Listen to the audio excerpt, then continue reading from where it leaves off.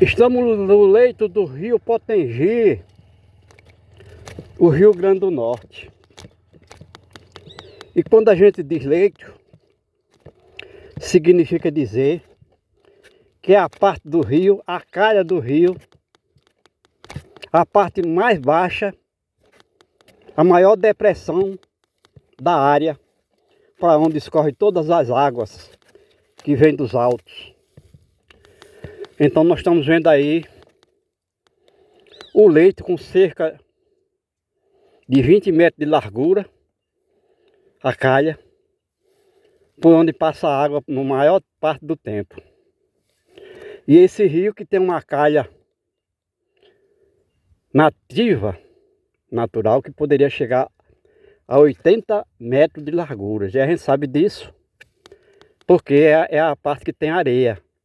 Mas essa calha aqui onde nós estamos é a parte mais baixa do leito do rio, por onde fica escorrendo a água. Significa dizer que há muitos anos que esse rio não tem enchente suficiente para alcançar toda a largura do rio, toda a calha do rio. De 80 metros ficou reduzida a 20. Isso acontece por vários motivos. Primeiro, porque a oferta de chuvas aqui diminuiu substancialmente nessa área do Brasil. E quando chove 100 milímetros em 24 horas, que é um caso extraordinário, a água fica presa, porque a terra está seca, as plantas vão absorver aquela água que vai cair da chuva, ou seja, 100 litros por metro quadrado, praticamente não chega a água corrente aqui na calha do rio, para que a água alcance toda a calha de 80 metros de largura. E na maior parte do tempo são ofertas de chuva abaixo de 40 milímetros, ou seja, 40 litros por metro quadrado. E embora a bacia hidrográfica desse rio, que as nascentes está aqui à nossa frente, na Serra de Santana, a 110 quilômetros de extensão, essa água vai sendo absorvida, presa pelos açudes. Para se ter uma ideia, aqui à minha frente, de onde eu estou, até chegar na nascente desse rio, lá em Cerro Corá, na Serra de Santana, não tem menos de 300 açudes, sem falar nos barreiros, na bacia hidrográfica, ou seja, no riacho, nos rios que despejam no rio Potengi, que é o Rio Grande do Norte.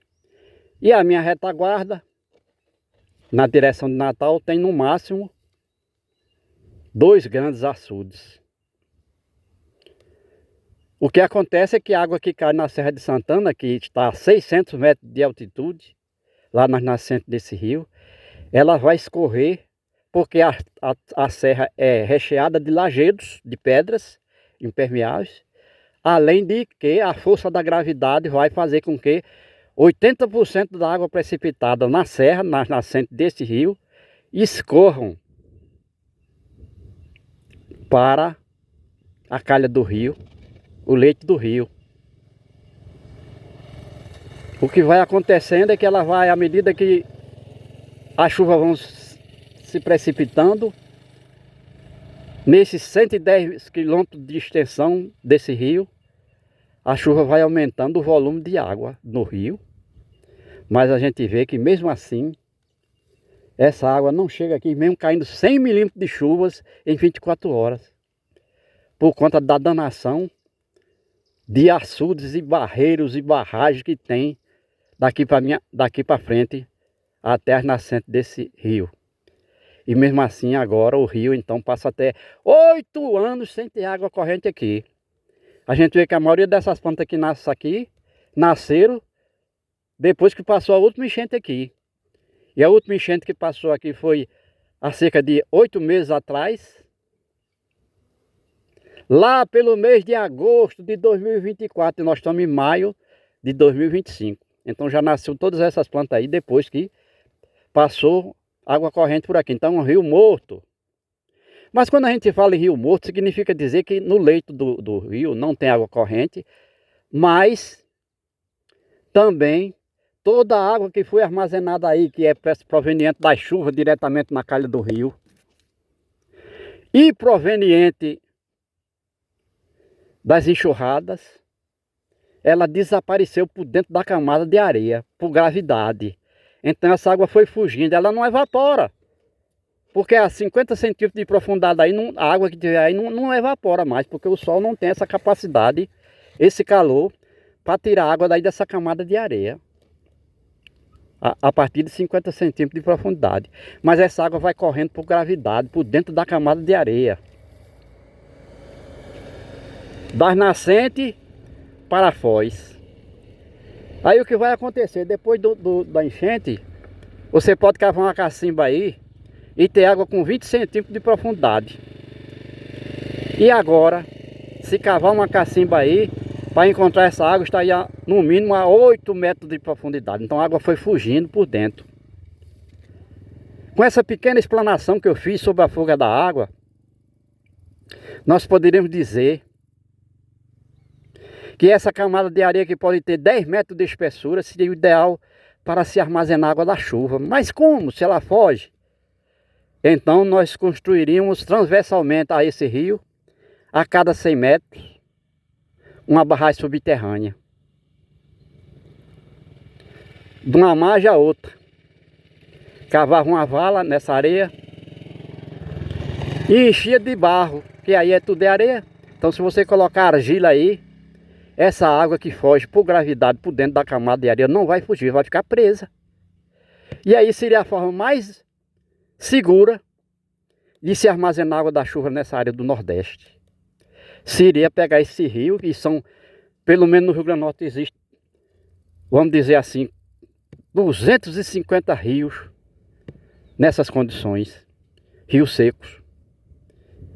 E mesmo chovendo todo ano, no mínimo 150 milímetros aqui nessa área do Nordeste, a água que bateu aqui foi embora, fugiu, porque o homem não teve ainda capacidade de criar obras hídricas que pudesse sustentar essa água, porque armazenar água em açude, no chão, a céu aberto, nessa área com esse clima, uma temperatura extraordinária, toda a água vai embora em poucos dias. Então o homem, se tivesse essa inteligência, e ela é palpável, ou seja, é acessível, como a gente está mostrando, de fazer barragens subterrâneas aqui na areia do rio para armazenar água da chuva com segurança, porque além da água ficar presa na parede de barro, como a gente diz, ela também não evapora. É diferente do açude. O açude, no açude evapora todo dia uma lâmina d'água de 1 centímetro de espessura. É algo extraordinário. Quer dizer que em 100 dias o açude perde uma lâmina d'água de 1 metro.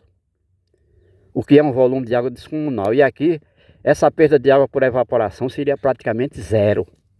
E a água ficaria presa na parede de barro, que não é terra, portanto terra não é areia. É barro mesmo, argila, que não deixa a água fugir por dentro da camada de areia. Então a cada 100 metros fazia-se uma parede aqui ao longo desse rio. Imagina quantas paredes dessas não cabia daqui até chegar na base da Serra de Santana, que está no município de Santo Tomé, a cerca de 80 quilômetros daqui. Quantas barragens o homem não teria com água doce, que veio da chuva, armazenada aí para fazer agropecuária, produzir alimentos e para o abastecimento urbano. É simples, existe tecnologia para isso, só que o homem da área não pode cobrar isso do governo, porque o governo também ignora que existe essa tecnologia favorável, que seria a construção de barragens subterrâneas no leito do rio seco para sustentar a água da chuva.